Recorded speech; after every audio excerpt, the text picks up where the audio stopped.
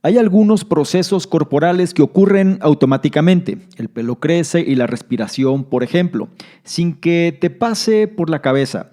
Pero casi todo lo demás que hacemos en la vida diaria requiere pensar. Dependes del pensamiento para formular ideas en el trabajo, evaluar tus relaciones, ser creativo y mantener conversaciones interesantes. Entonces, ¿cuánto tiempo dedicas a intentar mejorar tu forma de pensar? Si eres como la mayoría de la gente, probablemente no mucho. Por lo que si quieres aprender cómo hacerlo, te invito a que te quedes y analices lo que traigo a continuación.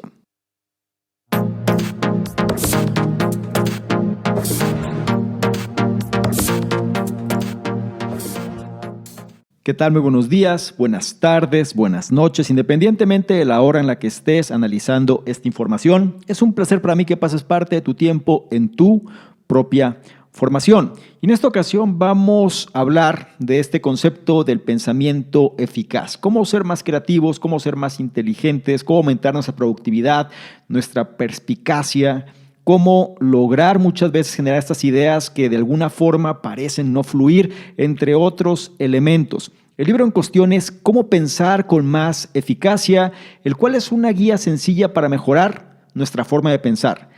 Extrae lecciones de fuentes tan diversas como el sentimiento de envidia y la prosa de Proust, expone las características de los pensamientos eficaces y muestra cómo puedes empezar a cultivarlos. Este libro va orientado hacia aquellas personas que son reflexivas, que quieren mejorar su juego cognitivo, también para los creativos que intentan liberar su potencial interior y en sí cualquiera que quiera sentirse un poco más inteligente. La cuestión aquí es que muchas veces nosotros actuamos acorde a la costumbre o bien simplemente seguimos repitiendo viejos patrones que no nos ayudan. Este libro se sale de la norma porque va a tocar cosas que pueden ser bastante contrastantes, como el sentimiento de envidia, el hecho de pensar en la muerte o incluso el hecho de dudar de todo.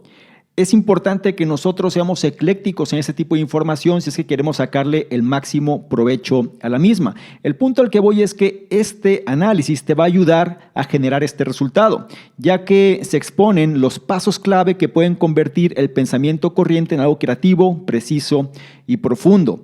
También aprenderás aspectos importantes como el hecho de por qué la envidia puede ser productiva, por qué tenemos buenas ideas cuando nos duchamos y por qué todos deberíamos pensar en la muerte. La edición del libro que vas a revisar fue la que se hizo en diciembre del año 2020 y el autor en este caso viene siendo una organización llamada la Escuela de la Vida, The School of Life, que es una organización dedicada a ayudar a las personas a llevar una vida más rica y satisfactoria. Cree que las humanidades pueden ayudarnos a desarrollar la inteligencia emocional, la sabiduría, la empatía, las habilidades de comunicación y mucho más. Con sede en ciudades como Londres, Ámsterdam y Seúl, la Escuela de la Vida ofrece películas y libros educativos, clases y sesiones de terapia. Esta organización en sí ayuda precisamente a esta cuestión del crecimiento del potencial humano. Antes de comenzar, quiero recordarte que trates de tomar notas si te es posible y si no, analiza con atención cada uno de estos puntos para que implementes aquel o aquellos que más resuenen contigo porque eso es lo que hará que te conviertas en una mejor versión. Sin más por mi parte, empezamos ahora con el primero de ellos, que dice: dedica más tiempo a evaluar tus ideas, valores y objetivos. Pregunta: ¿se te da bien priorizar? La mayoría de nosotros creemos que somos de primera categoría. Como personas racionales, nos gusta pensar que nos ocupamos primero de las cosas más importantes de la vida y solo después nos ocupamos de las tareas menos urgentes. En otras palabras, pensamos que nuestras prioridades están bastante ordenadas, pero ¿lo están realmente? Fíjate bien. En realidad, las prioridades de muchas personas están mezcladas. Dedicamos poco tiempo a plantearnos preguntas serias e importantes sobre el valor de nuestros objetivos y en cambio nos lanzamos directamente a intentar conseguirlos. Te preguntas si más dinero te hará realmente feliz o simplemente persigues irreflexivamente unos mayores ingresos. ¿Y te has preguntado alguna vez si estarás mejor soltero o sigues a regañadientes con relaciones familiares pero infelices? Las cosas no tienen por qué ser así. El mensaje clave: dedica más tiempo a evaluar tus ideas, valores y objetivos. Es fácil decir que vamos a empezar a evaluar nuestros objetivos más a fondo, pero llevarlos a cabo puede ser complicado. Por eso necesitas un plan. El primer paso es ser consciente de cuánto tiempo dedicas a ejecutar tus planes y cuánto tiempo dedicas a evaluar y elaborar estrategias de forma más reflexiva. Si actualmente solo evalúas y elaboras estrategias un 5% del tiempo, intenta aumentar esa cifra al 15 o 20%. El siguiente paso es intentar superar tu incomodidad. Las preguntas fundamentales de primer orden son complicadas.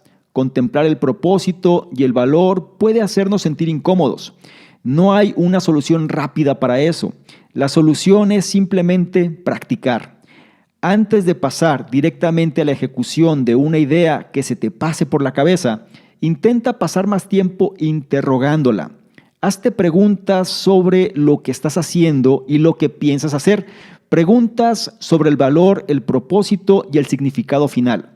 Atrévete a someter tus objetivos a palabras de sondeo como ¿por qué?, ¿con qué fin? ¿Y de qué importancia?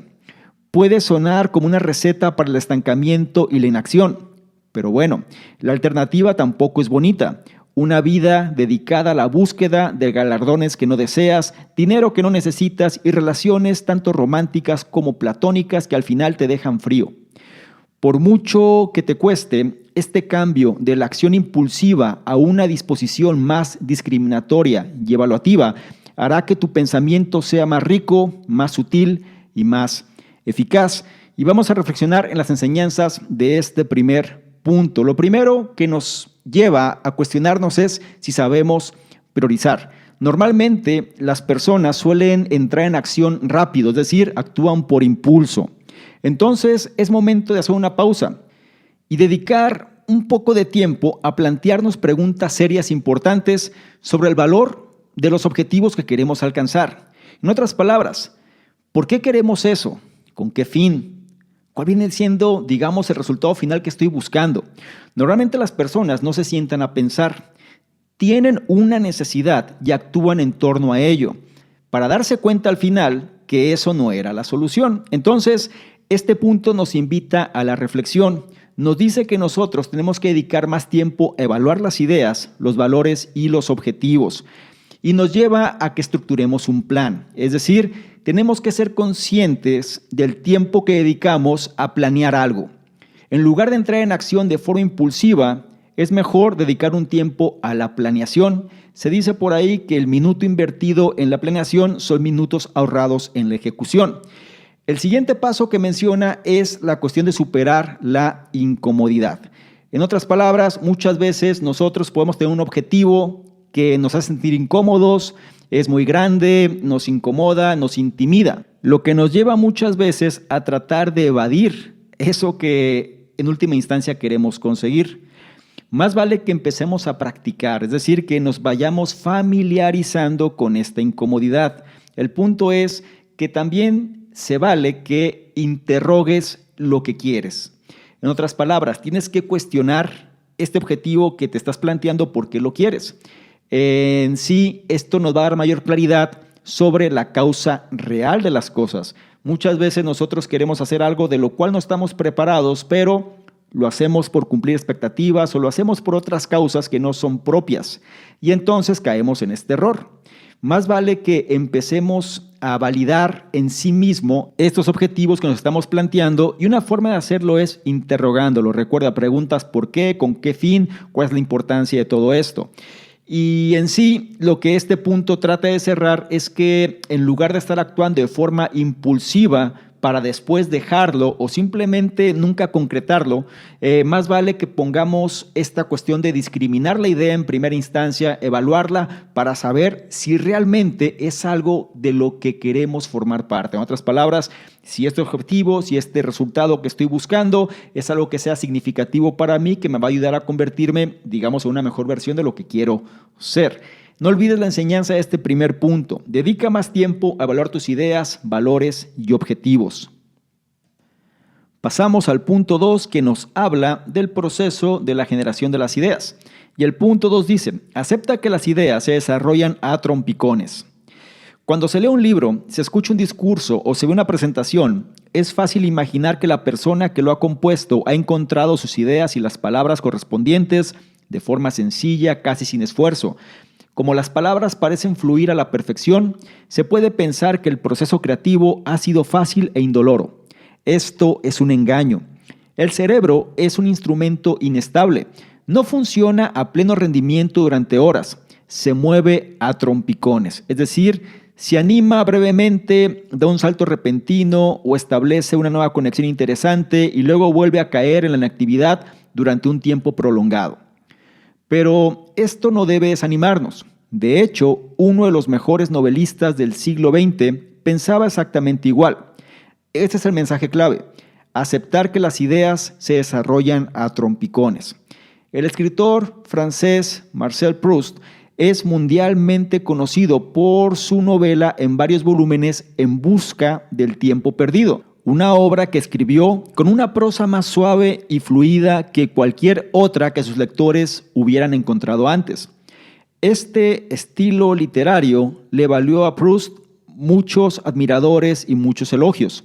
Sin embargo, a pesar de la sofisticación de su estilo, sería un error imaginar que la prosa fluida de Proust le resultaba fácil. De hecho, era todo lo contrario. Los manuscritos de Proust estaban llenos de adiciones, supresiones, observaciones y cualquier tipo de revisión que se puede imaginar. Proust no dejaba de trabajar en sus escritos, avanzando poco a poco hacia su objetivo.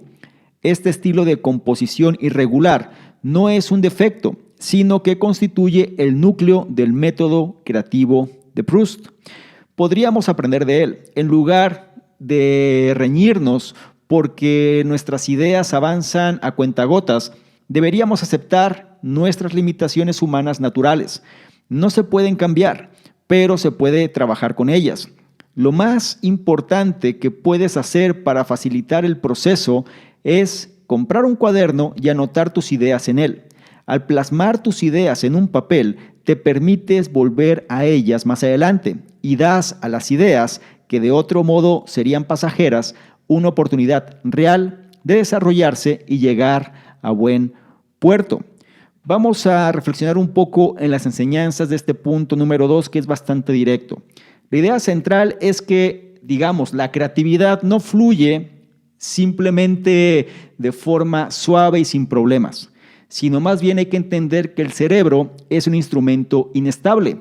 Y entonces este proceso creativo muchas veces se da a trompicones, es decir, habrá problemas, habrá fallos, habrá situaciones que nos van a sacar de la concentración. Es como ir dando tumbos muchas veces, vamos a ir como contracorriente también, nos vamos a tambalear de vez en cuando. Ese es el punto central, ¿no? Muchas veces la gente quiere que todo fluya sencillo y entonces se desanima al primer revés o al primer tropiezo. Recuerda, hay que aceptar que las ideas se desarrollan a trompicones, que es el mensaje clave aquí. Y algo que vale la pena también comprender es que esto forma parte de nuestra naturaleza humana. El cerebro así funciona. Momentos de inspiración seguidos precisamente por una capacidad de inactividad que puede prolongarse por cierto tiempo. ¿Qué deberíamos hacer entonces nosotros? Algo que sugiere esta organización es que tengamos un cuaderno, una pluma o un lápiz cerca siempre. Cada vez que tengamos ideas es importante anotarlas. ¿Cuántas veces no te ha ocurrido esto? De pronto estás haciendo cualquier otra cosa y te viene una ráfaga de creatividad, te viene quizá este momento de eureka, te vienen situaciones que las dejas pasar porque como estás haciendo otra cosa no puedes parar lo que estás haciendo para darle atención a lo otro. Es aquí donde esta recomendación entra al lugar por dos razones importantes. Por un lado, necesitas darle peso a tus ideas, de tal forma que no nada más te limites a que se queden dentro de tu cabeza, sino que las puedas plasmar fuera de la misma. Y lo más relevante de todo, cuando tú haces esto, tienes la oportunidad real de volver a ellas para desarrollarlas y entonces estas ideas puedan manifestarse. Esto es algo que se dice bastante, poca gente lo hace, por esto la cuestión de las agendas que pareciera que estuvieran ya muy desactualizadas, siguen de alguna forma teniendo cierto impacto para las personas que suelen hacerlo de la forma más tradicional, ya que mucha gente se apoya más en la parte electrónica, ¿no? Tú tienes a lo mejor tu lista de tareas o tus ideas y demás en tu teléfono. Sin embargo, hay una cuestión sumamente crítica cuando alguien lo coloca de puño y letra. Es muy diferente el impacto y el efecto, simplemente porque a ti te costó más trabajo hacerlo. Y el hecho de tenerlo ahí en tu puño y letra muchas veces es más, digamos, significativo y por otro lado te obliga a pensar mejor lo que estás haciendo. Entonces, dale la oportunidad. Recuerda, la creatividad llega, sí, pero hay que aprovechar los momentos cuando ésta se presenta y no siempre estamos nosotros en la mejor disposición de hacerlo. Entonces, en lugar de desanimarnos o simplemente pensar que nosotros nos servimos para X o Y, dale la oportunidad con esta herramienta muy sencilla, una libreta, una pluma y listo. Cada vez que tengas una idea relevante, algo significativo, algo que de pronto llegue con un momento de creatividad, un momento de eureka, dale la oportunidad, regístrala de tu puño y letra y ten a la mano para recurrir a ella cuando tengas ahora sí la disposición de hacerlo. No olvides la enseñanza del punto número 2. Acepta que las ideas se desarrollan a trompicones. Es turno del punto 3 que nos habla de la importancia de la distracción. El punto 3 dice, distraer tu mente puede ayudarte a captar ideas esquivas. Sería bonito imaginar que cuanto más valioso es un pensamiento, más probable es que se aloje de forma clara y segura en tu mente. Por desgracia, suele ocurrir lo contrario. Con demasiada frecuencia, los pensamientos más perspicaces son los más esquivos, como mariposas raras y difíciles de capturar. Esa imagen de los pensamientos como mariposas puede resultarte familiar. Muchos grandes pensadores han comparado los pensamientos con estas criaturas aéreas. Vladimir Nabokov, el famoso novelista ruso-estadounidense, comparó la escritura con la caza de mariposas. Al igual que un cazador de mariposas, el escritor tiene que atraer las ideas y sensaciones que revolotean hacia la red del lenguaje y la conciencia. Atrapar una mariposa no es fácil, pero es posible. Una forma sorprendente de capturar los pensamientos más esquivos es dejar la red y pensar en otra cosa. El mensaje clave: distraer tu mente puede ayudarte a atrapar las ideas esquivas. Aunque suene extraño, algunos tipos de distracción de bajo nivel pueden ayudarte a captar los pensamientos evasivos. Distracciones como lavarse el cabello en la ducha o mirar por la ventana del tren. Puede sonar contradictorio decir que las mejores ideas suelen surgir cuando la mente ya está medio ocupada. Seguramente no pensamos mejor mientras nos desplazamos por Instagram, ¿verdad? Pero en realidad es probable que tú mismo hayas notado este fenómeno. Pregunta: ¿cuántas veces se te han ocurrido grandes ideas mientras te frotas el hombro en la bañera? O cuando vas por la autopista hacia el trabajo, aparentemente en modo de piloto automático. La razón por la que estas ideas inesperadas ocurren cuando estás suavemente distraído es que una mente medio ocupada está más dispuesta a aceptar ideas nuevas e inquietantes que una mente vigilante en alerta máxima. Las ideas verdaderamente novedosas suelen ser chocantes, alterarán el statu quo, puede que te alejen de las personas que te importan, incluso pueden hacer que te replantees tu vida. Por eso, estos valiosos pensamientos resultan a menudo esquivos, te sobresaltan y en tu shock ahuyentas involuntariamente a una rara y preciosa mariposa. Pero cuando tu mente se distrae un poco, incluso el pensamiento más exótico puede encontrar una rama en la que posarse durante el tiempo suficiente para que puedas echar un vistazo. Y vamos a entender un poquito más las enseñanzas de este punto número 3. Esto me recuerda mucho al análisis del libro Libera tu magia, porque nos habla de esta cuestión de los pensamientos, cómo pueden ser estas ideas que están, digamos, en el aire y si tú no las tomas, alguien más las va a tomar. Entonces, algo que vale la pena aquí es tratar de reflexionar que una mente demasiado enfocada no da cabida a este tipo de pensamientos. Y esto es muy importante porque muchas veces nosotros solemos creer que a mayor cantidad de enfoque pues mejores ideas van a llegar. Sin embargo, como estás tan enfocado, estas ideas no tienen lugar donde posarse. Es por esto que los pensamientos más perspicaces son los más esquivos. Por eso también nos ayuda a reflexionar un poco sobre la importancia de tener este cuaderno y esta pluma a la mano.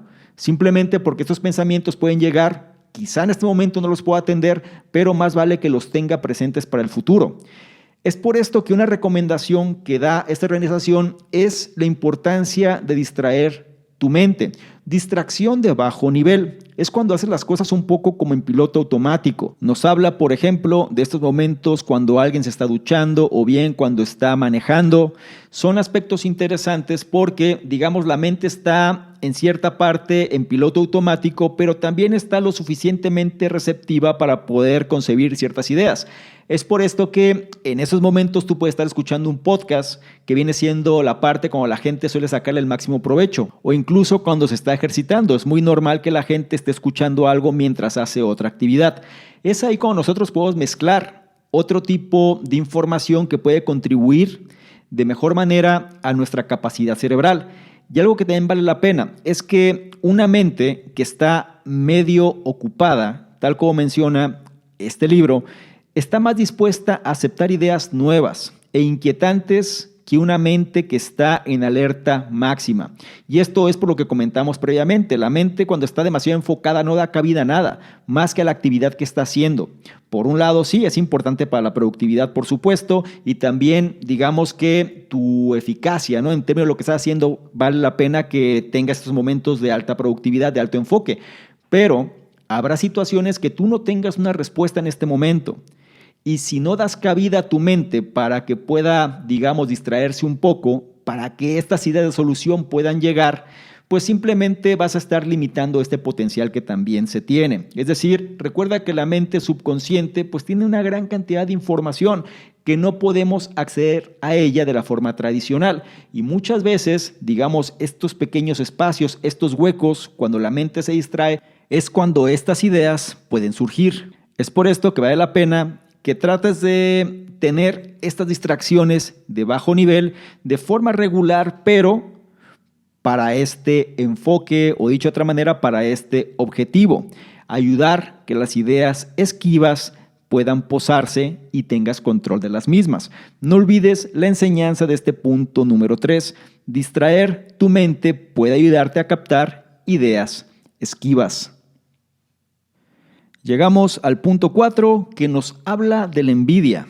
Y el punto 4 dice, la envidia puede ayudarte a identificar tus verdaderos deseos. La envidia es una emoción que todos sentimos de vez en cuando, pero que no nos gusta reconocer.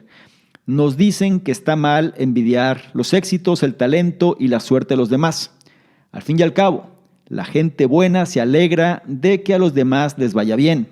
Pero, ¿y si la envidia tiene algo importante que enseñarte? ¿Y si, en lugar de reprimir los pensamientos envidiosos que se te ocurren, los examinas y sacas sus implicaciones? El valor de la envidia reside en la forma en que revela tus verdaderas ambiciones. Sientes envidia cuando identificas en los demás algo que deseas y de lo que careces. Al rastrear cada sentimiento de envidia hasta su origen, puedes acercarte un poco más a descubrir qué es lo que realmente quieres en la vida. El mensaje clave: la envidia puede ayudarte a identificar tus verdaderos deseos. Cada vez que sientes envidia, es como si te dieran una pieza de un gigantesco rompecabezas.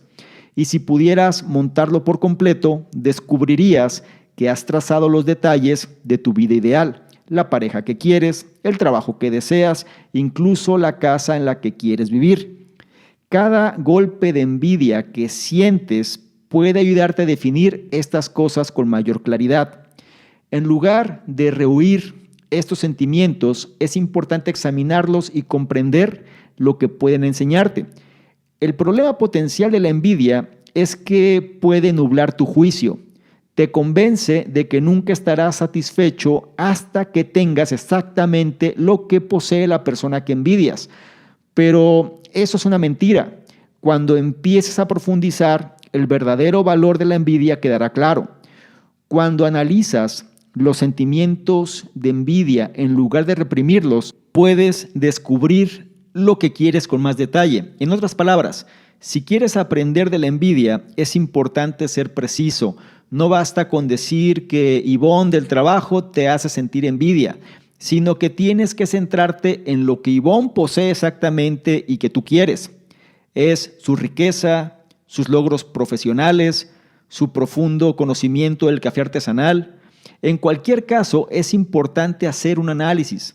Si no lo haces, las cosas seguirán siendo demasiado imprecisas y confusas como para obtener alguna idea y nunca vas a descubrir lo que la envidia puede enseñarte sobre tus deseos. Y vamos a profundizar en las enseñanzas de este punto número 4, que puede ser controversial, contrastante y puede generar algo de ruido porque es un sentimiento que la gente pues tiene una connotación negativa, que es la cuestión de la envidia. ¿Sí? Y se entiende porque la envidia nos hace sentir mal y muchas veces por envidia se hacen o se han hecho actos los cuales pues han sido sumamente negativos. Sin embargo, aquí tenemos que ser eclécticos en información y si somos humanos, el sentimiento de envidia se suele presentar cuando alguien tiene algo que nosotros queremos y carecemos. En pocas palabras, sí se dice que nos tendríamos que alegrar por el éxito y los logros de los demás, sin embargo, somos humanos y muchas veces eso no sucede. Lo que tendríamos que aprender a hacer es a utilizar la envidia a nuestro favor. Es decir, el valor de la envidia reside en la forma en que revela tus ambiciones, o al menos parte de ellas. Y es importante que nosotros cuando empecemos a manifestar esta sensación, este sentimiento, poder rastrearlo hasta su origen. El hecho de que nos lleve a saber, bueno, en sí, por qué estoy sintiendo esto y muy probablemente tenga respuesta en función de qué es este aspecto que quiero. Es por esto que la envidia puede ayudarnos a identificar nuestros verdaderos deseos. Menciona por aquí que cada golpe de envidia que tenemos, cada sensación que manifiesta este sentimiento puede ayudarnos a definir las cosas con mayor claridad. Lo que sucede muchas veces es que nosotros nos dejamos llevar por el sentimiento. Es ahí cuando manifiesta que el problema potencial es que nubla nuestro juicio. Nos dejamos llevar por la emoción y nunca hacemos la segunda parte, que viene siendo el hecho de hacer el análisis. ¿Sí? Tendríamos que aprender de la envidia y para poder aprender la misma tenemos que ser precisos, tenemos que analizar en sí por qué estamos sintiendo esto. ¿Qué es lo que esta persona, hablando en términos de personas, lo que ha hecho, lo que tiene, lo que posee, lo que existe alrededor de ella, que quizá nosotros también queremos, pero carecemos? Si empezamos a entender estos sentimientos, sobre todo llevarlo a un punto de enfoque como si se tratase de señales, ¿sí? Sentimos esta emoción, sentimos este sentimiento, ok, es una señal para saber qué cosas dentro de mi entorno, qué cosas dentro de mi propia realidad aún no se han manifestado y quiero que se manifiesten. Cosas como el reconocimiento profesional o bien una pareja a la cual me pueda complementar o bien algún aspecto familiar o bien cosas económicas, etcétera. Es decir, cualquier elemento que nosotros sintamos que queremos que forme parte de nuestra vida y que de pronto no tenemos. Aquí hay que tener mucho cuidado porque las personas que saben manipular personas suelen utilizar muchas veces este tipo de objetos para encantarte, para hacerte ver que tú careces de todo esto, de tal forma que te pueden llevar a que actúes en torno a lo que ellos quieren. Por eso nosotros tenemos que ser muy selectivos, ser más inteligentes que estas personas y no dejar que nos manipulen, sino más bien entender la causa raíz de este sentimiento y entonces identificar cuáles son los elementos clave que van a ayudar a dejar de sentir, digamos, esta emoción. Es un trabajo de introspección, es un trabajo de análisis que cada uno de nosotros debería hacer. Sin embargo, la parte buena de todo esto es que si somos humanos, estas emociones se van a seguir presentando. En lugar de que la emoción, de que el sentimiento nos domine, mejor utilicemos este sentimiento a nuestro favor. Entendamos la causa raíz de lo que trata de decirnos e identifiquemos cuáles son las cosas que pueden ayudar a erradicarlo. No olvides la enseñanza de este punto número 4. La envidia puede ayudarte a identificar tus verdaderos deseos. Habiendo dicho lo anterior, llegamos ahora al punto 5, que toca el tema de la muerte. El punto 5 dice: pensar en la muerte pone la vida en perspectiva.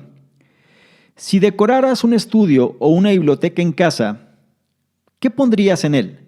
¿Bonitos pisapapeles, sofás de cuero oscuro o tal vez grabados antiguos en marcos dorados? Hace unos cientos de años, un objeto era bastante común: un cráneo humano real, con una mandíbula abierta y unas cuencas oculares cavernosas. Bastante horripilante, pero de eso se trata. La calavera pretendía recordar a quien se encontrara con ella que también era un simple mortal, destinado a no ser más que unos cuantos huesos polvorientos. En resumen, el objetivo de la calavera era hacer que uno se replanteara su vida reflexionando sobre su inevitable final. El mensaje clave: pensar en la muerte pone la vida en perspectiva. Suena extraño, pero pensar en la muerte tiene dos efectos aparentemente opuestos en la actitud de las personas hacia la vida. Uno es hacer que todo parezca muy pesado y serio. El otro es hacer que todo parezca trivial y sin importancia. ¿Por qué? Bueno, en primer lugar, pensar en la muerte hace que las cosas parezcan serias porque nos recuerda que nuestro tiempo en la tierra es finito. A menudo vivimos nuestras vidas como si nunca fueran a terminar. Procrastinamos, nos quedamos sin hacer algo y soportamos trabajos intolerables y relaciones asfixiantes. Pero pensar en la muerte nos muestra lo absurdo que es actuar así. El hecho de que nuestras vidas sean finitas confiere valor a cada momento que pasamos sobre la tierra. Pregunta: ¿por qué desperdiciar un solo día más en un trabajo terrible o con una pareja que no amamos? La vida es demasiado valiosa para eso. La otra cara de la moneda de la muerte es que también puede hacer que nuestras preocupaciones más profundas parezcan completamente intrascendentes. Pregunta: ¿a quién le importa que no hayas conseguido ese trabajo? De todos modos, dentro de poco serás un montón de huesos. Tu enamorado te ha rechazado una vez más, o bien esta persona la cual tú quieres estar con ella. ¿Y qué? ¿A quién le va a importar cuando estés a 2 metros bajo tierra? Pensar en el destino hacia el que nos dirigimos puede hacer que los detalles de nuestro viaje parezcan poco importantes. Tanto si pensar en la muerte te hace sentir liberado o grave, decidido o despreocupado, lo más probable es que cambie tu perspectiva de las cosas. Aunque decidas no comprar un cráneo humano, vale la pena considerar la vida desde un punto de vista morboso de vez en cuando. Y sobre este punto me gustaría darte una opinión personal, ya que para mí fue el más relevante de este análisis. Y es algo que muchas veces cuesta trabajo pensar, o más bien la gente no le gusta pensar en su propia mortalidad. Pero cuando lo hacemos es cuando las cosas adquieren cierto matiz que nos va a llevar a replantear la vida que tenemos. Aquí coloca dos efectos que creo que son igualmente válidos. Por un lado, hace que todo sea demasiado serio. Es decir, las cosas que estás haciendo más vale que valgan la pena. No te das tiempo, digamos, de cosas triviales porque la vida la tienes que vivir al máximo, la tienes que aprovechar, tiene que ser algo sumamente crítico, ¿sí? Pero también tienes el otro efecto, que viene siendo el destino que todos tenemos. Es como pensar, bueno, ¿para qué me estreso y para qué me preocupo? Si al final, pues todos vamos a terminar exactamente igual. Y no seré más que un vago recuerdo que se perderá en el tiempo. ¿Te das cuenta que esto puede ser, para algunos, puede desanimar mucho, para otros, en función de su perspectiva, los puede impulsar a hacer otras cosas? La cuestión aquí importante es que nosotros tenemos que recordar que nuestro tiempo en la tierra es finito. Eso por un lado. Y esto nos lleva a replantear las cosas. Por ejemplo, cuando uno piensa que mañana hará lo que tiene que hacer y empieza a procrastinar y demás, tiene que darse cuenta que no siempre el mañana va a llegar. Y cuando eso sucede, muchas veces la gente actúa de forma más propositiva para hacer que las cosas se den y empieza a disfrutar más, digamos, de la vida. Pero por otro lado, se toma la vida con demasiado peso, sería la cuestión. Y de pronto, si las cosas que esta persona quiere no se dan, empieza a desanimarse, empieza a frustrarse y el mundo empieza a colapsar a su alrededor. Aquí lo que nosotros tenemos que hacer es entender que los extremos en sí mismos pues no nos llevan realmente a un buen destino. Y esto es algo personal. Cada persona tendría que hacer su propia reflexión. Y si me permites compartirte mi punto de vista al respecto, creo que la clave está más en este punto medio. Es decir, tomando como referencia lo que dijo Lucio Séneca en su libro de la brevedad de la vida. Cómo pensamos que siempre habrá un mañana y cómo pensamos que el tiempo es infinito. Y por esto es que dejamos las cosas importantes para después, sin darnos cuenta que la vida se vive en el hoy. De tal manera que más vale que lo que es importante y significativo le demos la prioridad que requiere. El problema con esto es que muchas veces nosotros no tenemos control sobre las cosas o sobre los resultados más propiamente dicho. Y esta carencia de control nos lleva muchas veces a frustrarnos si este resultado que nosotros queremos no se da. Y es cuando el mundo a nuestro alrededor colapsa.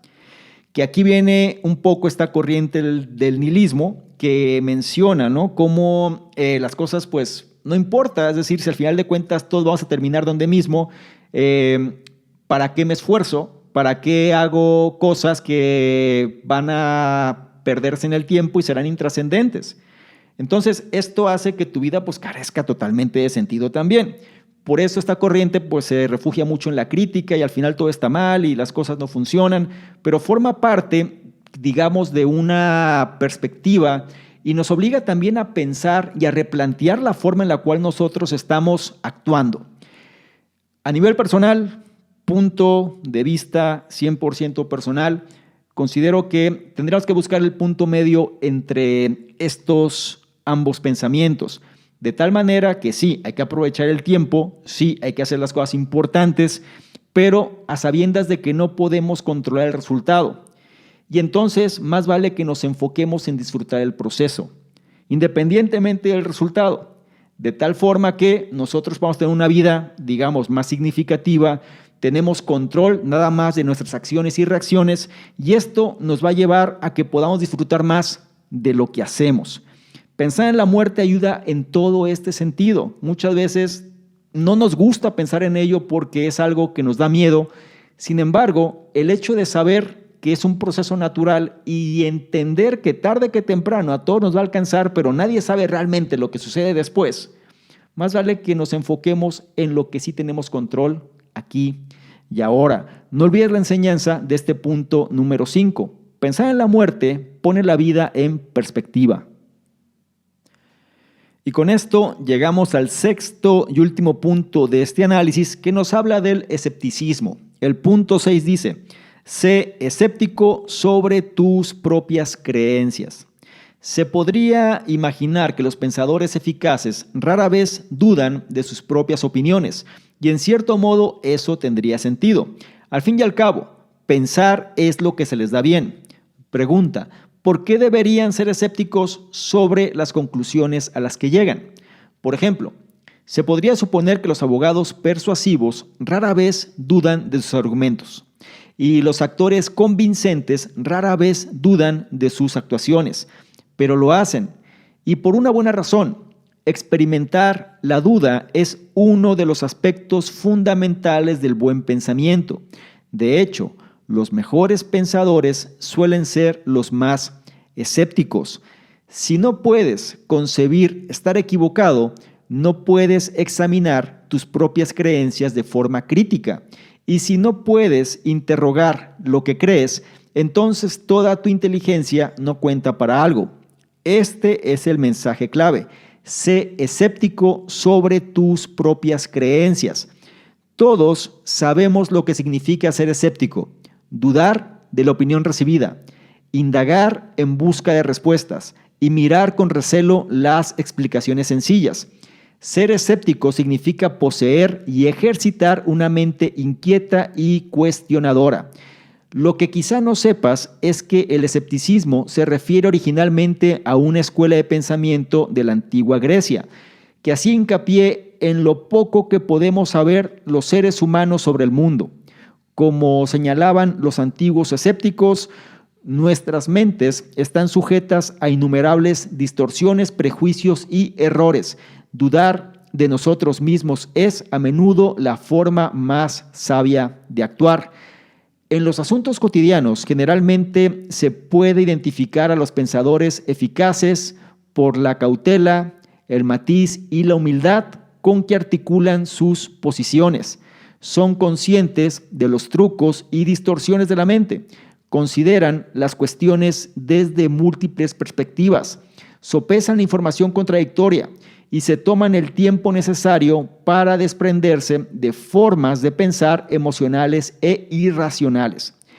Esto no quiere decir que un escéptico no deba adoptar nunca un determinado punto de vista. Por supuesto que sí, pero cuando exponen sus opiniones, lo hacen de forma precisa, considerada y tentativa.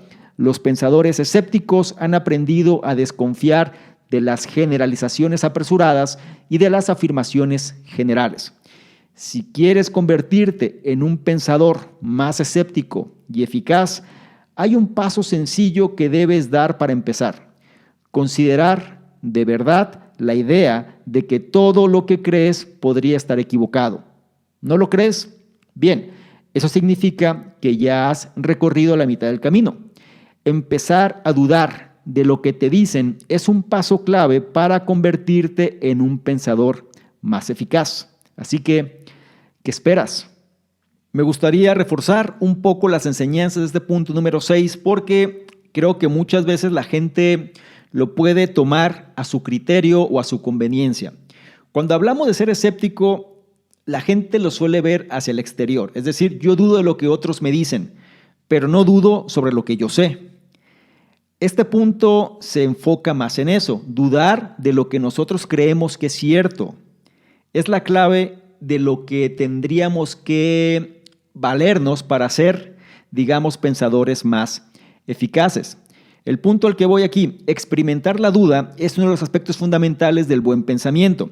Y esto, algo que nos lleva también a cuestionar es la parte del ego, porque nosotros queremos tener la razón. Es decir, si hemos aprendido algo y lo vemos como una verdad absoluta, entonces cuando llega una idea diferente vamos a tratar de mitigarla o vamos a no aceptarla como tal, porque no va a hacer cambiar nuestro punto de vista, nuestra opinión o nuestros criterios sobre aquello que consideramos verdadero. Entonces mucha gente se dice a sí misma que es escéptica, que es una persona que cuestiona, que es una persona que es difícil de convencer, pero lo hace desde un punto de vista más del ego, es decir, no me vas a convencer sobre lo que yo ya sé, o en otras palabras, no vas a hacerme cambiar de opinión sobre lo que para mí es verdadero. Entonces el punto al que voy aquí es que nosotros tenemos que hacer este cambio, empezar a cuestionar lo que creemos que sabemos, en pocas palabras, ser humildes, ser abiertos, ser receptivos, es lo que nos trata de entender este punto. Y menciona algo muy importante, ser escéptico significa poseer y ejercitar una mente inquieta y una mente que cuestiona. El punto clave sobre el ego es que si tú no puedes concebir estar equivocado, que es lo que la gente muchas veces le da terror, el hecho de ser expuesto, ¿no? Es decir, ¿sabes qué? Yo pienso en una forma y si esto es erróneo, yo no puedo tolerar, digamos, ser expuesto hacia el exterior sobre esta forma de pensar, significa entonces que no puedes examinar tus propias creencias de forma crítica. Y si no puedes interrogar lo que crees, entonces toda la inteligencia que tienes de poco sirve. Porque el punto al que voy aquí es como decía el sabio griego, ¿no? Yo solo sé que no sé nada. ¿Y por qué decía esto? No es que no supiera, sino que entre más sabes algo o entre más profundizas en algo, los detalles de este conocimiento abren la ignorancia sobre otras cosas. De tal forma que entre tú más crees que sabes, difícilmente ese conocimiento llega a un 100%, sino que cada vez empieza a haber otras cosas dentro de este conocimiento especializado que tú desconoces y entre más profundizas, más desconoces. Esto es muy interesante porque nos coloca en cierta paradoja, en cierta forma de analizar la información y nuestra propia inteligencia. Es por esto que el libro menciona que dudar de nuestro propio conocimiento es a menudo la forma más sabia de actuar. Obviamente esto es más fácil decirlo que hacerlo. Tenemos sistemas de creencias, estamos condicionados también por el entorno, por el conocimiento que existe alrededor. E ir en contra de esto, pues obviamente genera temor. Es más fácil ir con las masas hacia lo que es aceptado, hacia lo que el statu quo dice que es correcto. Pero ya con este tipo de información, nosotros podemos empezar a adoptar, digamos, un pensamiento más escéptico de las cosas. Y no se refiere a que no tengas tu propio punto de vista, pero una persona que domina este tipo de pensamiento, entonces suele exponer sus opiniones de una forma más precisa, más considerada y tentativa. Es decir, no trato de imponer lo que yo sé o lo que yo creo, sino más bien hay que manejarse con apertura. Y así como estas personas son escépticas hacia su propio sistema de creencias, también suelen desconfiar de estas verdades absolutas, estas generalizaciones apresuradas o afirmaciones generales, estos aspectos de que todo es así porque sí o simplemente porque el statu quo dice. A eso me refiero. Cuando llega algo que de pronto muchas veces se impone, estas personas suelen cuestionarlo. Ahora, esto a veces puede traer otro tipo de problemas y es importante que sepamos matizarlo. La esencia de todo esto es no dejarnos dominar por el ego, sino más bien aplicar este simple principio de apertura donde lo que yo creo que es verdad posiblemente no lo sea. De hecho, ese viene siendo el primer paso si es que nosotros queremos incorporar este tipo de pensamiento. Considerar de verdad la idea de que todo lo que crees podría estar equivocado. Puede ser duro, sí, porque vas a confrontar tu propio sistema de creencias. Sin embargo, el hecho de manejar esta apertura te va a llevar a que puedas generar tus propios puntos de vista de una forma, digamos, mucho más condensada y mucho más flexible. Es importante que esto lo vas llevando paso a paso, pero si quieres ser un pensador eficaz, mejorar tu proceso de pensamiento, más vale que prestes atención a esta apertura de ideas. Empezar a dudar de lo que te dicen es un paso clave para convertirte en un pensador eficaz. Menciona este libro. Y no nada más de lo que te dicen, sino de lo que tú atribuyes como verdad. No olvides la enseñanza de este punto número 6. Sé escéptico sobre tus propias creencias. Llegamos al final de este análisis y me gustaría concluir con lo siguiente. Es increíble lo que se puede conseguir cuando se cambia la forma de pensar. Eso significa pensar en el porqué de las cosas y no solo en el cómo. Siempre hay que tomarse el tiempo necesario para evaluar las ideas y los objetivos. También es importante aceptar que el pensamiento se desarrolla a trompicones.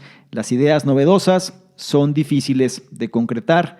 Puedes probar algunos trucos para pensar con más eficacia, como distraerte un poco, identificar las raíces de tu envidia y reflexionar sobre la muerte.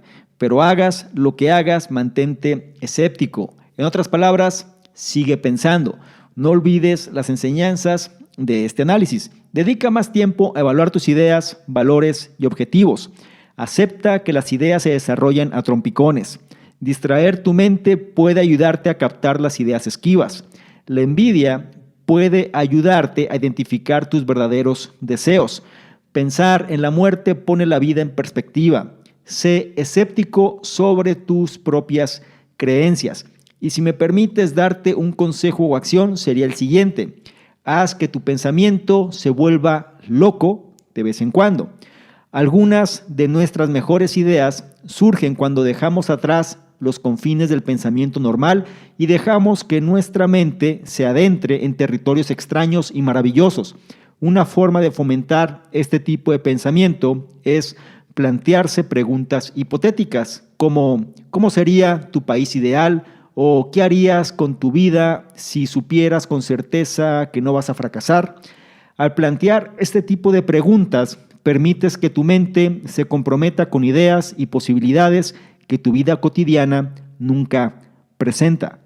Cerramos el análisis. El libro en cuestión fue Cómo pensar más eficazmente o cómo pensar con más eficacia, How to Think More Effectively, de su autor, que en este caso es la organización La Escuela de la Vida. Un libro que nos enseña una guía para aumentar la productividad, la perspicacia y la creatividad. Y en sí mejora nuestra capacidad de pensar. Me gustaría mucho saber tus comentarios al respecto. ¿Qué es lo que te deja este análisis y cuál es el punto o puntos que vas a llevar a la práctica? Recuerda, el conocimiento pasivo y llenarte información no va a generar ninguna diferencia. Es mediante la implementación de esta información lo que la convierte en conocimiento. Y es ahí cuando tú te vuelves una mejor versión. Por otro lado, si esta información la consideras de valor, no se te olvide evaluarla, compartirla, darle me gusta, porque de esta forma me ayudas a llegar a una mayor cantidad de personas que también pueden beneficiarse de este tipo de contenidos. No se te olvide revisar en la descripción los enlaces que ahí aparecen porque te van a llevar a nuestros distintos programas. Y por último, y no menos importante, si quieres que interactuemos de una forma más dinámica, ¿por qué no le tomas una imagen, un screenshot a este contenido? Te vas a Instagram, me buscas @SalvadorMingo y colocas esta imagen en tus historias. Te aseguras de etiquetarme y poner tus comentarios. Si lo haces, yo te voy a responder en reciprocidad y además te voy a compartir con la audiencia. ¿Te parece bien? Espero que sí. Te recuerdo mi nombre. Soy Salvador Mingo, soy el fundador del programa Conocimiento Experto y yo te espero en un siguiente análisis. Chao. ¿Qué tal? ¿Cómo estás? Por acá Salvador Mingo, un placer que estés revisando este contenido donde te voy a explicar precisamente qué consiste esta membresía del canal Conocimiento Experto. Son 3 niveles. El nivel número 1, miembros estándar, son personas que quieren tener una comunicación más directa. Es decir, actualmente recibimos muchos comentarios, dudas, preguntas, etcétera, y es difícil responder a todos. Por ende, vamos a diferenciar las personas que tienen un interés genuino de aquellos que simplemente son curiosos, y la membresía estándar es la base de ello. Las personas que formen parte de esta membresía van a tener prioridad para que sus dudas, preguntas, comentarios sean respondidas, ¿sí? Es decir, tengan respuesta en relación a lo que están comentando. Por otro lado, también van a ser los elegidos para apoyar en la selección de los libros de la semana. Es decir, actualmente dentro de la sección del Conocimiento Experto están análisis de libros y vamos a priorizar a estas personas para que sean ellos los que definan cuáles serían los siguientes libros a elegir. Y por otro lado, van a ser las personas que se van a enterar más rápidamente de notificaciones, promociones, información de poder y demás que vale la pena compartir. Son los que van a tener esa prioridad. La membresía número 2 son entrevistas con expertos, personas que quieren de alguna manera profundizar más en su conocimiento y sobre todo apalancarse de otras personas. Vamos a estar generando entrevistas con diferentes expertos, diferentes personas alineados obviamente a la metodología del canal, pero que puedan aportar mayor valor todavía en relación a todo este tipo de información, y las personas de este nivel son los que van a tener acceso a estas entrevistas. Y el tercer nivel se refiere a las personas que quieren de alguna manera emprender de una forma digital con un branding personal fuerte. Es decir, dentro de los cuestionamientos, preguntas y demás, las personas suelen hacer o suelen preguntar de manera incisiva de qué manera se puede emprender mejor en esta economía de la atención. Bueno, esta opción número 3 te va a permitir precisamente hacer eso: emprendimiento digital con un branding personal fuerte, o bien esta membresía va ligada o se va a relacionar con emprendedores digitales que quieren reforzar su marca personal. Te invito a que revises los detalles y yo te espero precisamente del otro lado. Chao.